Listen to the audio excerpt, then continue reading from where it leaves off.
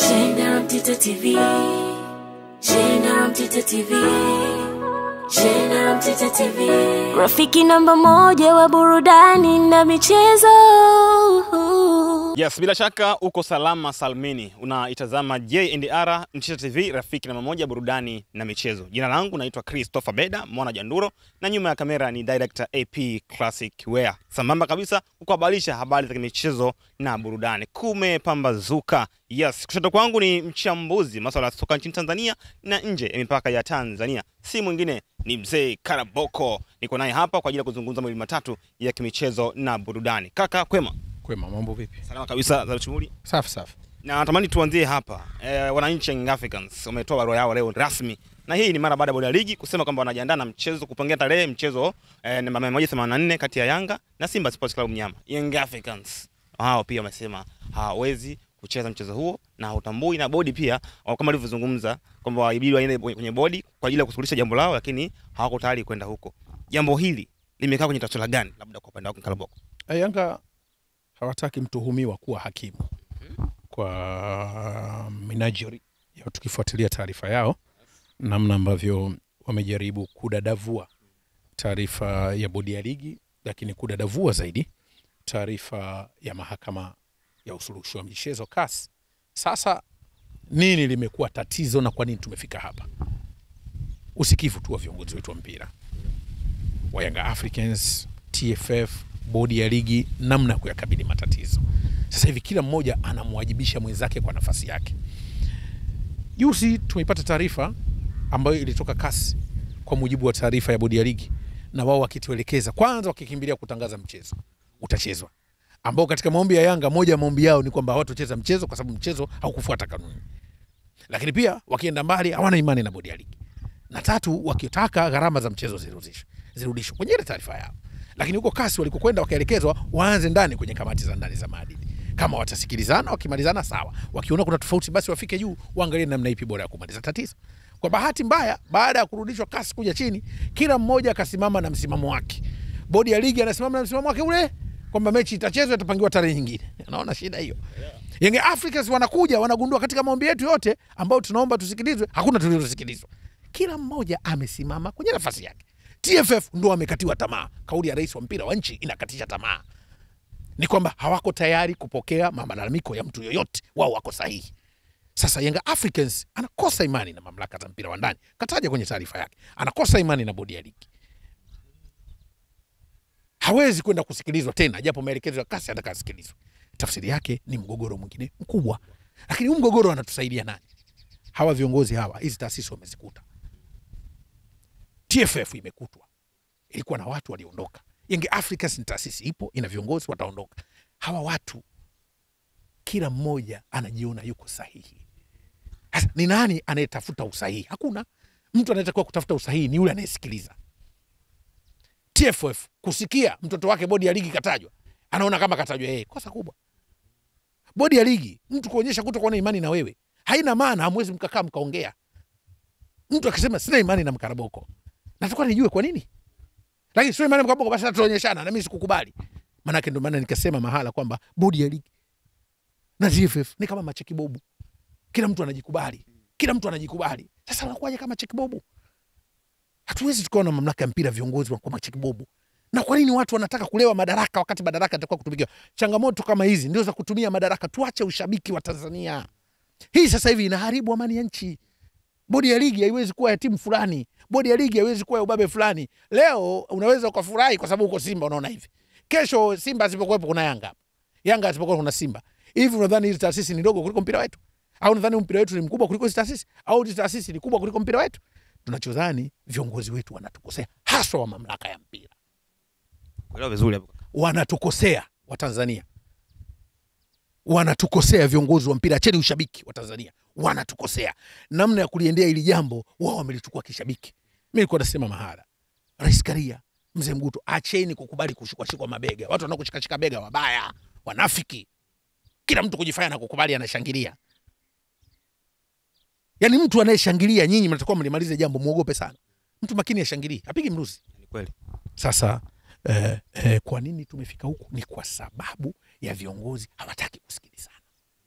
viongozi wanadhani kumsikiliza mleta malalamiko ni kama mkorofi. Naona tatizo hilo. Sasa mtu analeta malalamiko, usimtazame kama mkorofi. Yasikilize. Akishakuwa yamesikilizwa, kaelezwa, ataelewa yule. Sasa sisi tunaona viongozi wetu malalamiko wanaona kama ni ukorofi. Na wamejipanga kutokusikiliza malalamiko. Na hawataki kusikiliza malalamiko. Na hawa ambao hawataki kusikiliza wanaona hatuwezi kusikilizwa kule ambako hawako tayari kutusikiliza. Kwa hivyo unaona imekuwa ni shida. Kwa sababu kesi imerudishwa kwa watu walioshindwa kusikilizana. Na bado wanaendelea hawataki kusikilizana. Taarifa ya bodi ya Ijumaa iliyopita, hii ni taarifa ya kishabiki.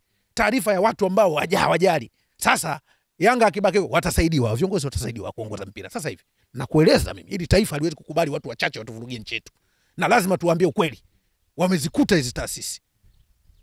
Kama watu wanakuwa hawezi kusikilizana na kiongozi mwenyewe atakuwa asikilize, analeta ujivuni, watasaidiwa sasa hivi hao.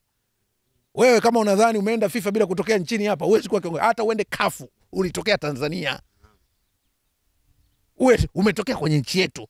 Watu wasilete ujivuni kwa kupata exposure kimataifa kudhani kwamba wao ndio sasa wanatuamulia mpira wetu.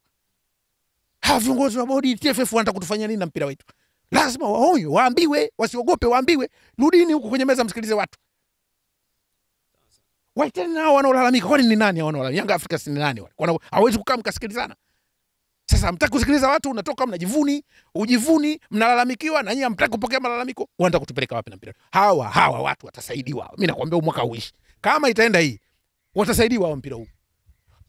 Watasaidiwa kusimamia mpira huu. Mimi nakwambia watasaidiwa. Mpira ushapita na viongozi wengi huko nyuma. Kosa hekima tu. Viongozi wakubwa tunadhani wana hekima. Sababu kauli wanazotoa zinataka kutuchanganya. Kwani mtu akikukosoa ndio wewe ujui? Kwani nani asiyekosolewa? Tunakuwa na viongozi gani ambao hawezi kupokea ukosoaji? Wengi. Pokea watu, wasikilize. Sasa hawa ndio wangekuwa Rais Samia ingekuwaje? Rais wa nchi anakosolewa. Ikawa hawa viongozi wa mpira. Na rais anapokea na anafanya kazi za watu, yeye anajikita kwenye msingi. Sasa kwa nini hao watu wanataka kutufanya mpira wetu uvurugike? Watu wanaolalamikia, wasikilizeni, kwani wana shida gani? Na wanaolalamika wanadhani kila wanacholalamikia kiko sawa sawa. Kwa hivyo lazima hawa viongozi wetu wa mpira wanakwepa wajibu wao, wamejawa na wapambe. Wamewazunguka chawa, wanawaaminisha kwamba wako sahihi. Hamtokuwa sahihi. Hii Yanga ina watu wengi, Simba ina watu wengi kuliko hata madaraka yenu nyinyi mnaoyaona mko nayo. Na hakuna mtu atakubali umma wao, mashabiki wa timu yote waonekane wameonewa, watu wakae kimya tu. Waangalie nyinyi. Wao mpira mtamuongoza nani? Nguvu ya mfalme ni watu wake. Sasa kama watu wako hawakuamini unakuwa mfalme wapi? Kwa hiyo lazima hawa watu, viongozi wetu hawa wa mpira wa nchi, warudi chini wakasikilizane. Si nani amewadanganya kwamba mkirudi chini mtaonekana wanyonge eti. Sijui nani anawadanganya. Sijui mimi ni nani anawadanganya. Sijui ni nani anawadanganya. Rudini. Katika hili kaka Mkaraboko, linahitaji hekima ama inahitaji haki? Sababu kuna hekima na haki. Hekima itakuja kutekeleza haki. Sababu hekima ni tukae tufuate haki. Warudi kwenye hekima wakatafute haki. Kwa sababu mtu akilalamikia yeye anasema yuko sahihi haki, si mtafsirie anasemaje? Sababu haki si inatafsirika. Kwa nini hamtaki kukaa kwenye meza kutafsiri haki? Mnasukumana tukumuona mtu yuko sahihi kwa matamko. Viongozi wetu wa mpira, hiki ni kipimo, uwezo wao utakuwa mdogo wa kutatua matatizo. Haumpimi kiongozi kwa kuona mambo ambayo yanakuja formality. Masuala ya mikakati ya miradi ni formality. Tunataka tukuone kiongozi nyakati ngumu na zikabili vipi. Mimi nadhani wanao muda. Waache ujivuni. Waache kuona wamemaliza. TFF ilikuwa na watu nyuma wengi tunawafahamu na wazee wetu walipita hapa. Nao watapita, watakuja wengine. Yanga ilikuwa na watu kwa nyuma wamepita, nao watapita, watakuja wengine. Bodi ya ligi hii itapita na yote ni kwa sababu bodi ya ligi sio chombo huru. Haiwezekani. Inawezekana ukajiuliza, hapa ni wapi? Hapa ni Kisasa Dodoma na hii ni Brand Hotel. Unatafuta mahali pa kukaa wakati wa weekend au safari zako za kikazi? Basi unapofika Dodoma, ichague Brand Hotel. Ni hoteli ya kifahari, chaguo kamili kwako, yenye mandhari nzuri ya kuvutia. Tunajivunia huduma bora ya malazi, chakula na vinywaji. Utapata free breakfast, free wifi, free swimming pool. Vyumba vyetu ni vya kisasa na vifaa vya kipekee vinavyofanya siku yako kuwa ya kufurahisha kuvutia na yenye kumbukumbu nzuri. Pia tuna kumbi za kisasa kwa ajili ya shughuli mbalimbali na garden ya kupigia picha. Tunapatikana Kisasa, Dodoma, Tanzania. Fanya booking online kupitia booking.com. Wasiliana nasi kwa simu namba 0773467756. Email brandhotel14@gmail.com. Brand Hotel, tunaamini kwenye ukarimu na huduma bora.